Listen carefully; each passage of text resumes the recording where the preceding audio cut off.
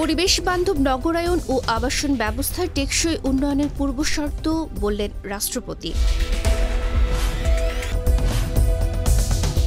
আজ ৭ অক্টোবর বিশ্ব বসতি দিবস। বিশ্ব বসতি দিবস উপলক্ষে দেয়া এক বাণীতে রাষ্ট্রপতি মোহাম্মদ শাহাবুদ্দিন বলেন, পরিবেশ বান্ধব নগরায়ন ও আবাসন ব্যবস্থা টেকসই উন্নয়নের পূর্বশর্ত।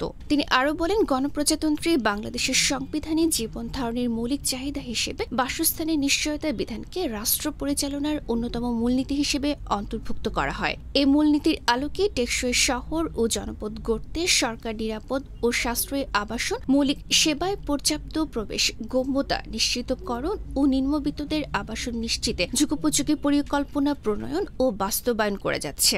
বাংলাদেশের ক্রমবর্ধমান জনসংখ্যার কথা বিবেচনায় রেখে সকল শ্রেণী পেশার মানুষের শিক্ষা, চিকিৎসা, কর্মসংস্থান, যাতায়াত ও নির্মল বিনোদনের সুযোগ সুবিধা সম্বলিত নগরায়ন করতে হবে। সকলের জন্য অন্তর্ভুক্তিমূলক নিরাপদ আবাসন ও উন্নত নগর ব্যবস্থা চালু করতে তরুণ প্রজন্ম গুরুত্বপূর্ণ ভূমিকা রাখতে পারে।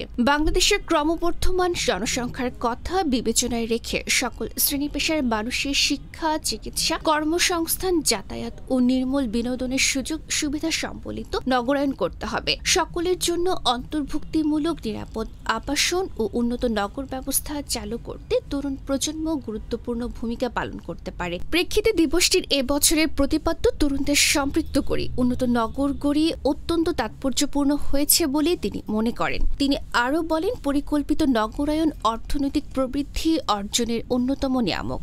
আগামী প্রজন্মের জন্য নিরাপদ বসবাসযোগ্য আধুনিক ও টেকসই নগর গঠনে সরকারি বেসরকারি অংশীজন, নাগরিক সমাজ ও তরুণ প্রজন্ম সহ সকলের সম্মিলিত উদ্যোগ গ্রহণ করতে হবে। তিনি আশা করেন, দেশের তরুণ প্রজন্মের নির্ভীক, সৎ ও আন্তরিক সম্পৃক্ততা এ কাজকে বহুগুণে বেগবান করবে। নবীন প্রবীণদের কার্যকর অবদানে সকলের জন্য নিশ্চিত হবে নিরাপদ আবাসন। তিনি বিশ্ব বসতি দিবস ২০২৪ উপলক্ষে গৃহীত সকল কর্মসূচির সাফল্য কামনা করেন। ১৯৮৫ সালে ইউনেস্কো অক্টোবর মাসের প্রথম সোমবারকে বিশ্ব বসতি দিবস হিসেবে ঘোষণা করে। তার পরের বছর থেকে বিশ্বব্যাপী পালিত হয়ে আসছে এই দিবসটি।